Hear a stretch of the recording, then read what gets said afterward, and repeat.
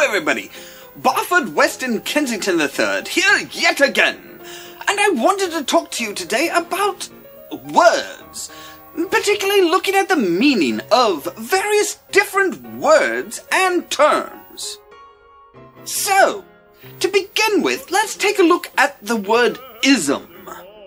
Yes, I do know it's usually tacked on to another word, but we're breaking things down and looking at the base words.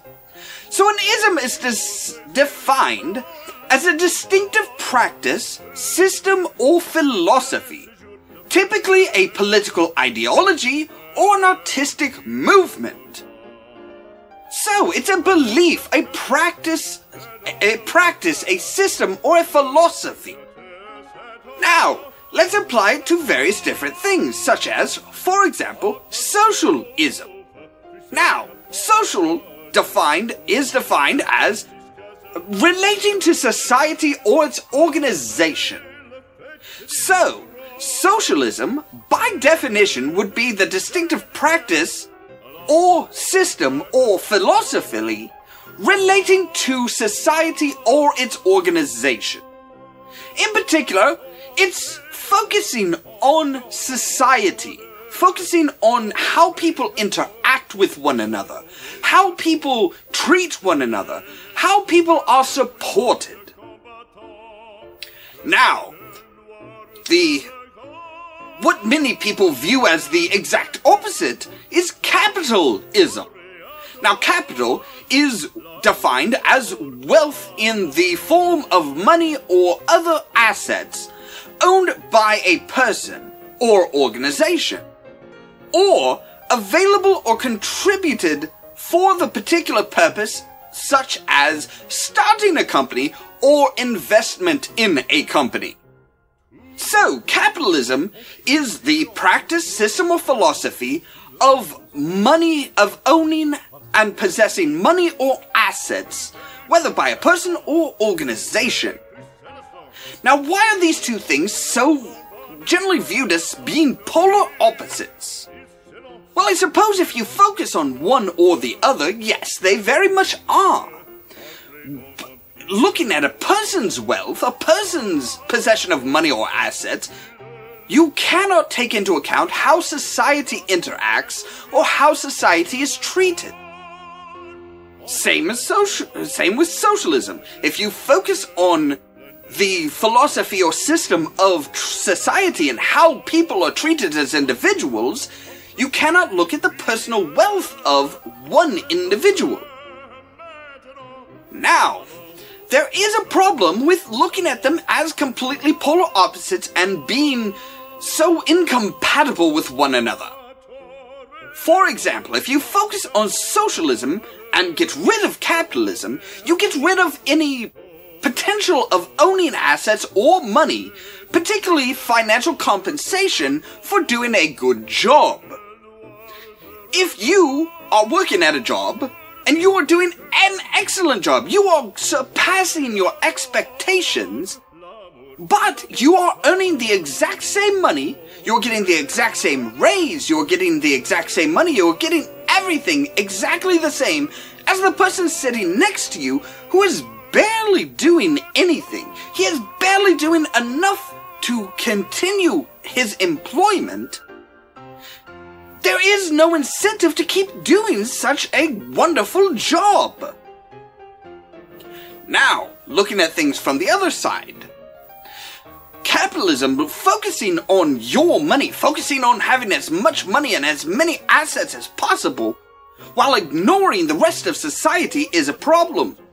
If you have tons of food and tons of money and tons of medicine, but everybody in your neighborhood has nothing, they are going to come and they are going to try and take your food, your money, your medicine. Why? Because it is either that or they die. It's very easy to say, well, we should focus on one of these. We should focus on socialism. There are plenty of examples of countries that focus on socialism. That is their preferred method of economy. And do you know one thing that's interesting about these places? Very few of them ever have any technological advancements. They don't create brand new, striking technology. Simply because there is no compensation for such an invention. They're not going to make money. They're not going to receive financial compensation because of this wonderful invention.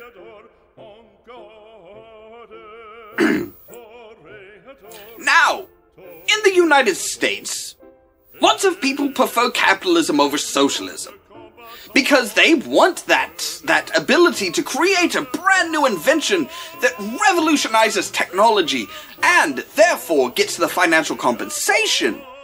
Except for the fact that we don't truly have a capitalist society in the United States.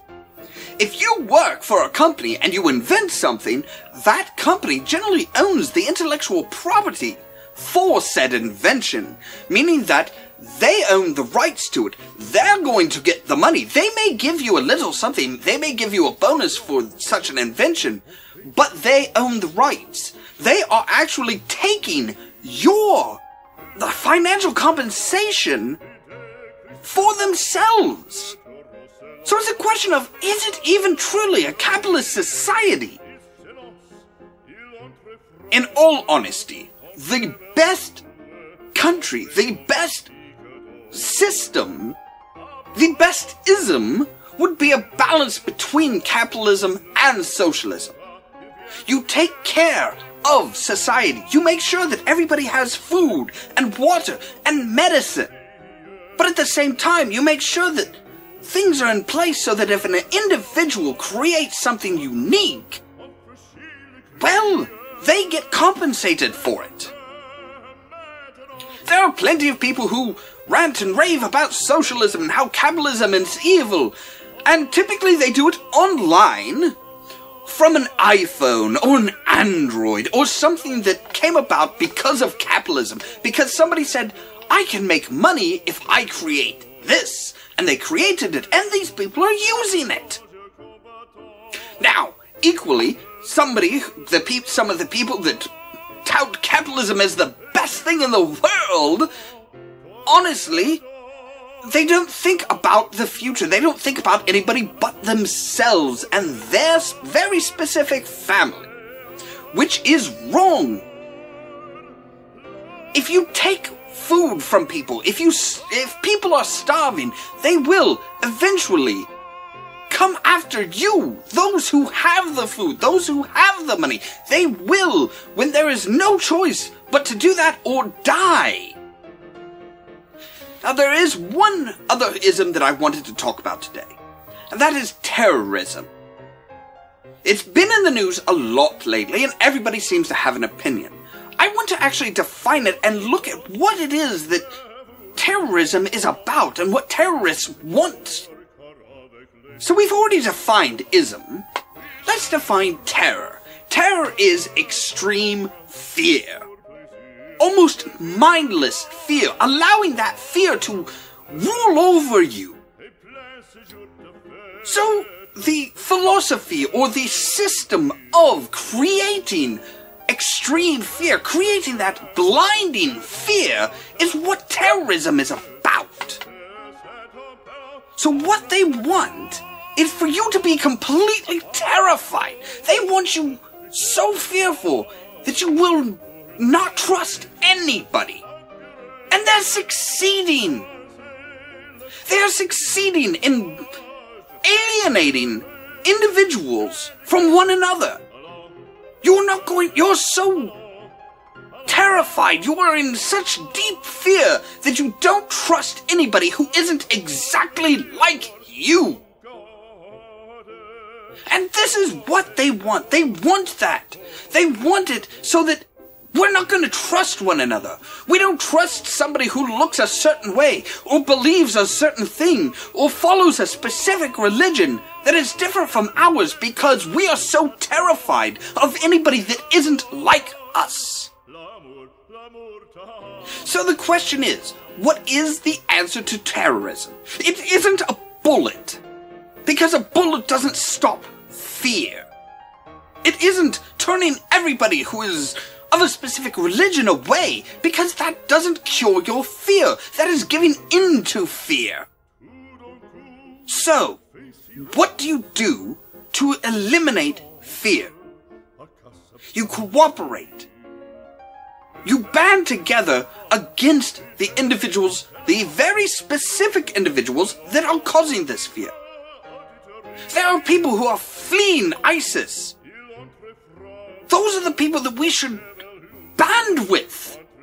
These are the people that are in fear of the same people that we are. So if we band together, if enough people band together, that small group seems even smaller, and therefore is not something to fear.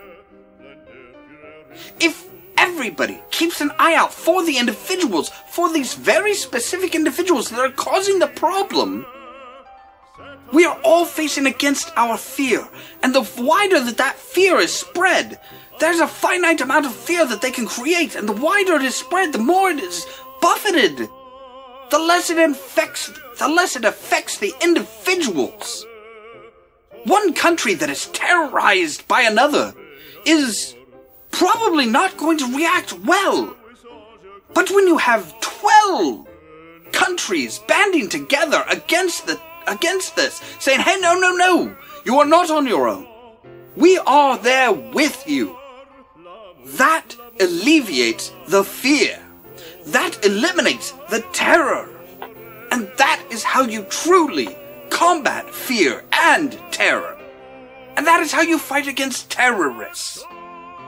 You don't alienate one another and only talk to people who are just like you, who are the same skin color as you, who are the same religion as you, who are the same tax bracket as you.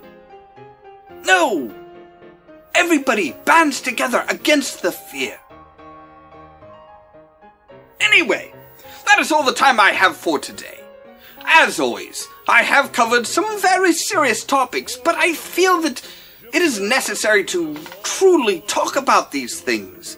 Not just little sound bites on the news or ridiculous quotes and ideas from assholes who want their name in the paper yet again. Thank you very much for watching. It is greatly appreciated, and I hope I gave you something to think about.